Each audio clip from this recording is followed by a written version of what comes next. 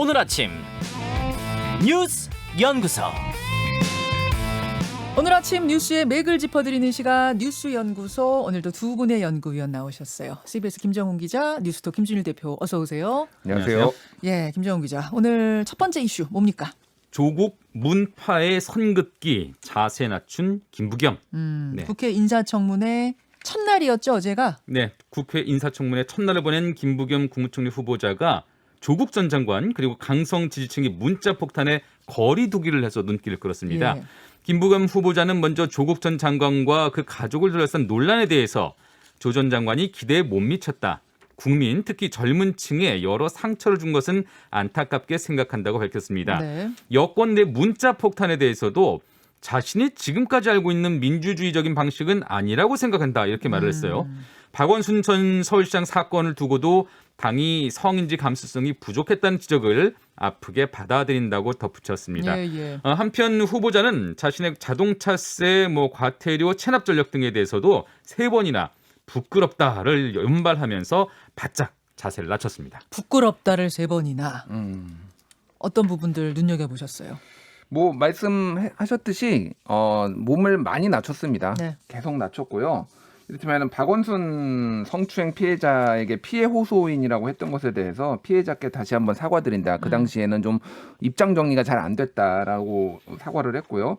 그리고 부동산 정책과 관련해서는 기성세대로서 부모 세대로서 2030 세대한테 미안하게 생각한다.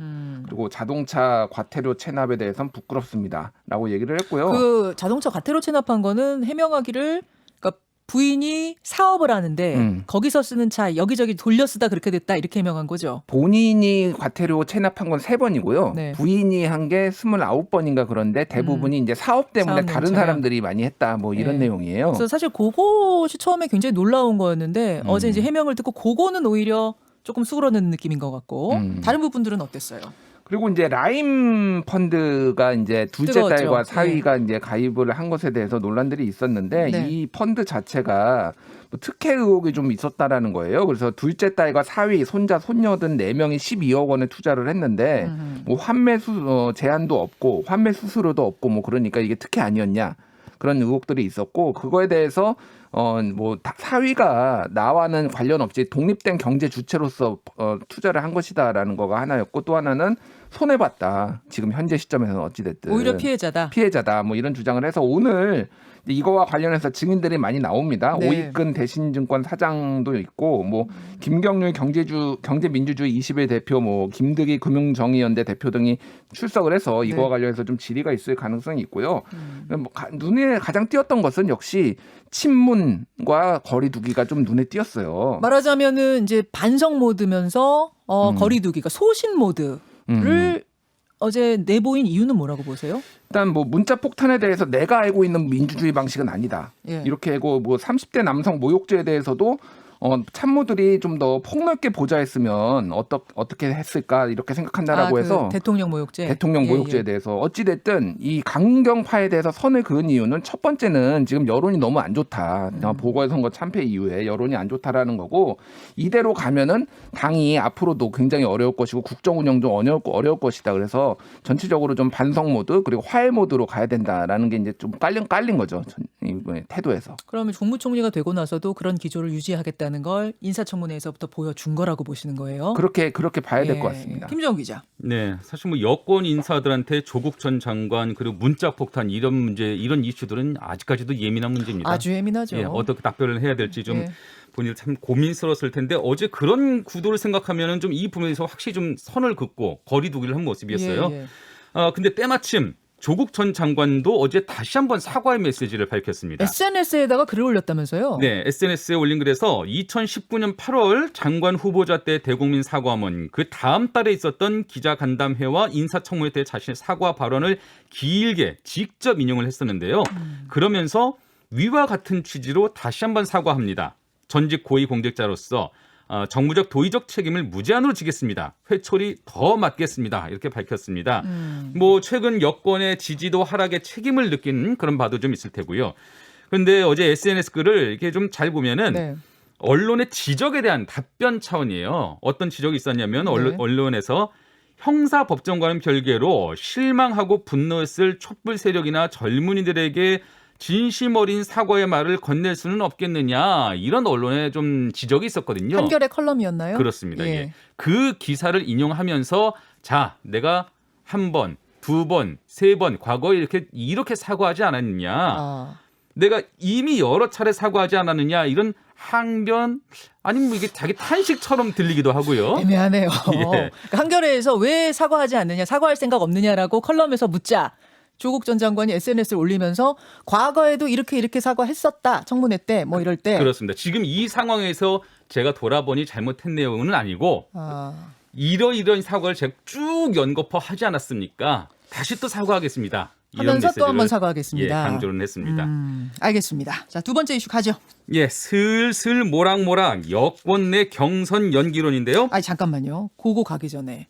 그래서 김부겸 총리 후보자는 오늘 또 청문회를 하잖아요. 예. 결과는 어떻게 될 걸로 보세요? 물론 오늘 해봐야 알겠습니다만 두 분 생각은 뭐 무난하게 아니면 일단 뭐 표결에서 여당이 뭐 더 과반수기 때문에 가는 거는 통과되는 거는 뭐 무난한데 예, 이제 예. 채택을 어떻게 하느냐인데 지금 기류로서는 네. 앞에 장관 후보자들이 어떻게 되느냐에 좀 달린 것 같아요. 아. 그래서 장관 후보자 중에 낙마자가 나온다면 오히려 좀 편안하게 갈 가능성이 높고 총리는 가는 걸로. 예 그렇게 좀 될 것 같습니다. 네, 장관 후보자 그 청문 보고서 채택 시한이 10일이거든요. 네. 이번 주말 여론의 향배를 아마 좀 정권이 판단하고선 특히 여당이 좀 어떻게 결정할지를 지켜봐야 될 상황이네요. 알겠습니다. 두 번째 마저 하세요. 네, 슬슬 모락모락 여권 내 경선 연기론인데요. 네. 더불어민주당 대선 후보 경선을 연기해야 한다는 주장이 처음으로 공식 제기됐습니다. 발언의 당사자는 친문 핵심 중 한 사람으로 꼽히는 재선의 전재수 의원인데요. 네. SNS에 올린 글에서 중란 없는 개혁과 민생을 위한 민주당의 집권 전략 측면에서 당 대선 후보 경선 연기를 진지하게 고민해야 한다고 밝혔습니다. 이렇게 공개적으로 경선 연기를 주장한 거는 처음인가요? 그렇습니다. 공식적으로 이런 식으로 구체적으로 제안한 거는요. 예. 또 국민 3천만 명 이상이 백신을 접종하고 집단 면역이 가시권에 들어왔을 때 많은 국민의 관심과 참여 속에서 경선을 해도 늦지 않는다고 말했는데 이게 현재 9월 초인 경선 시점을 11월쯤으로 늦추자는 그런 의미죠. 네네. 그때는 이제 국민의힘 대선 후보 선출 시기이기도 하고요. 네. 근데 어제 민주당 대권 주자인 정세균 전 국무총리와 김두관 의원이 만났는데 네. 이 자리에서도 김 의원은 정 전 총리에게 경선 연기의 필요성을 언급한 것으로 알려졌습니다. 그럼 전재수 의원하고 김두관 의원, 이제 김두관 의원은 대선 출마 의지를 표명한 상태죠. 이 두 사람의 경선 연기론이 어제 한꺼번에 나온 셈이네요. 예. 일단 뭐 흥행 얘기를 했어요. 뭐냐면은 먼저 경선을 하는 쪽이 불리하다라는 거죠. 그러니까 뭐 주목을 초반에 받지만은 뒤로 갈수록 다른 당이 하는 거를 전당대회나 뭐 이제 경선 과정을 지켜봐야 된다라는 게 흥행에 불리한 것이 이번 보궐선거에서도 나타났다. 뭐 이런 주장인 거죠. 그 경선 연기의 이유. 예, 그리고 이제 뭐 집단 면역 했을 때 하는 게 더 낫다 뭐 이런 건데 이거를 뭐 얘기를 한 거는 뭐 소위 말해서 친문 진영인 거죠. 마땅한 주자들이 뭐 유력 주자가 없는 그런 상황에서 이제 나온 것이고 시간을 벌어야 된다. 9월이면은 이제 바로 지금 대선 모드거든요. 지금 네, 가면은 그럼요. 그러면 조금이라도 시간을 벌어야 된다라는 전체 주자들의 이해관계가 맞아 떨어졌다. 그래서 지금 이낙연 전 대표나 정세균 전 총리 같은 경우에 출마 선언을 원래 이번 5월 정도에 하는 걸로 원래 얘기가 나왔는데 지금 다 뒤로 미룬다고 합니다.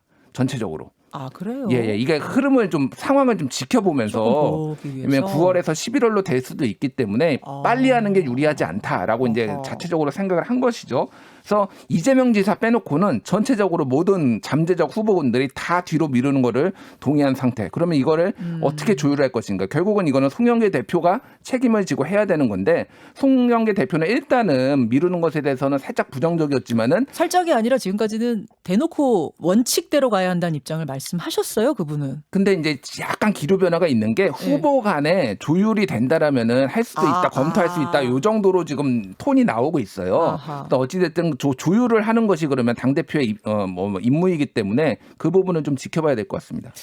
근데 이게 당 대표의 결정이 쉽지 않아 보이는 게 당원 당규를 바꿔야 되는 문제잖아요. 그렇죠. 당원 당규를 예. 완전히 바꾸는 문제는 아니고요. 아, 그래요? 그러니까 당원 88조 2항인데 예. 대통령 후보자 선출을 선거일 180일 전까지 해야 한다 이렇게 규정하면서 네. 상당한 사유가 있는 때에는 당무위원회 의결로 달리 정할 수 있다 이렇게 예외 규정을 두고는 있어요. 근데 문제는 이 상당한 사유라는 게 이게 흥행이 떨어진다는 점을 상당한 사유로 볼 수가 있을 것이냐 이런 좀 판단을 해야 될 상황이고요. 이에 대해서 사실 뭐 전제는 후보 간의 후보 간 동의가 된다면 여러 가지 후보들이 그렇죠. 동의가 된다면은 뭐 가능한데 문제는 이제 지금 1위 주자가 이것에 대해서 용인해 줄 수 있을 것이냐. 그렇죠. 그렇죠. 근데 저는 또 이런 생각도 들더라고요. 지금 뭐 이재명 지사가 됐든 누가 됐든 여당 1위 후보 입장에서도 이게 완전히 나쁜 카드만은 아닌 게 막상 후보로 선출된 뒤에 네. 여론의 관심은 이제 확 돌아서서 야권 후보가 누가 될 것인가 거기에 이제 확 쏠릴 거란 말이죠. 레이스가 너무 길다. 예, 그렇습니다. 그래서 최근에 이재명 경기지사도 당이 정하면 따라야 할 것이다 이렇게 언급한 것도 본인의 유불리도 전체적인 판에서는 본인의 유불리도 한번 그 맥락에서 한번 판단해 보겠다 하는 게 아닌가 싶어요. 결국은 뭐 여권 대선 주자 경쟁 구도뿐만이 아니라 여야를 통틀은 대선 주자들 네. 사이에서의 그 지지율 등락, 그 추이를 보아가면서 네. 이 민주당이 선택을 해야 될 것 같습니다. 쉽지 않아 보이는데 굉장히 경랑 속으로 들어가는 이런 느낌인데. 일단 그렇죠? 뭐 야권의 윤석열 전 총장이 뭐 영입이 되느냐 아니면 등판을 하더라도 상당히 늦게 할 가능성이 높거든요. 네, 왜냐하면 네. 미리 나와서 매를 맞을 이유가 없기 때문에 어. 그 시점이 연말이라고 하면은 뭐 여당이 좀 이렇게 안 좋은 여론의 주목을 덜 받는 거는 사실이에요. 그런 것까지 이제 고려를 해야 되는 거죠. 결국 이재명 지사가 키를 쥐고 있는 게 아닌가 이런 생각 드는데요. 네. 어제 앞서 달리고 있는. 이지사 측 의원들이 긴급 회동을 가지고 좀 강하게 반발을 했어요. 일단은 예, 네, 좀 지켜봐야 될 것 같습니다. 알겠습니다. 세 번째로 가죠. 구멍 숭숭 코로나 자가 검사입니다. 자가 검사 키트를 이제 편의점, 마트 이런 데서 살 수 있게 됐잖아요. 예. 그런데 그 자가 검사 키트로는 감염자의 3%밖에 확인할 수 없다. 이런 실험 결과가 나왔어요. 그래요? 영국 버밍엄대 연구진이 해당 대학 학생들 7,189명을 상대로 자가 검사 키트를 사용해 보도록 했는데요. 네. 이때는 단 2명만이 양성 판정이 나왔습니다. 그런데 그 2명과 함께 전체 실험 참가자의 10%가량인 718명을 무작위로 선정해서 유전자 증폭 검사를 해보니까 PCR 검사. 예, 6명이 추가로 양성 판정이 나오더라는 겁니다. 이게 비율대로라면은 전체 학생 중에 한 62명에게서 양성 판정이 나와야 하는데 자가 검사 키트로는 아까 말씀드린 대로 단 2명만이 양성 판정이 나왔다는 것이죠. 이렇게 되면은 민감도가 한 3.2%에 불과한 실정입니다. 그래요. 코로나19 소식 한 가지만 더 전해드리면은 인천에서는 장기간의 집합금지 조치에 반발한 유흥주점 업주들이 오는 10일부터 영업을 강행하겠다 이렇게 선언해서 당국과의 충돌을 예고하고도 있고요. 근데 김준일 대표, 예. 자가 진단 키트도 뭐 업체마다 다 성능이 다르다 이러지 않았어요? 영국에서 실험한 게 우리가 팔고 있는 그런 거예요? 그러니까 낮은 거는 예. 진짜 10%대도 있고 높은 거는 한 70, 80%대도 있었습니다. 예, 예. 그래서 지난해 12월에 대한진단검사의학회에서 국내산인 SD 바이오센서 이거를 검사를 했는데 그 41.5% 정도 나왔대요. 그러니까 믿기는 어렵다. 전적으로. 그러니까 이거를 가지고 뭐 모든 거를 판단하기보다는 뭐 지속적으로 뭐 어린이집이라든지 교사들이 주기적으로 한 번씩 검사를 해보면서 네. 이제 반복 누적이 되면은 좀 확률이 올라가거든요. 그런 식으로는 활용할 수 있겠다. 그러니까 영국에서 실험한 이게 다 우리나라에서 파는 거랑 똑같습니다. 이건 아니지만 크게 100% 신뢰할 수 없다는 걸 영국 실험으로 다시 한번 볼 수 있다. 뭐 이 정도 해석하면 될까요? 그렇죠. 예. 네, 결국 반복적으로 하는 것만이 자가진단 키트의 신뢰성을 높이는 길이다. 뭐 덧붙일 말씀 있습니까? 괜찮습니다. 여기까지 하죠. 수고하셨습니다. 감사합니다. 예. 김현정의 뉴스쇼는 청취자 여러분의 참여로 이루어집니다. 트위터, 페이스북, 레인보우 게시판, 그리고 단문 50원, 장문 100원의 유료 문자 샵 1212, 우물정 1212 통해 참여하실 수 있습니다. 김현정의 뉴스쇼, 여러분과 함께 만듭니다.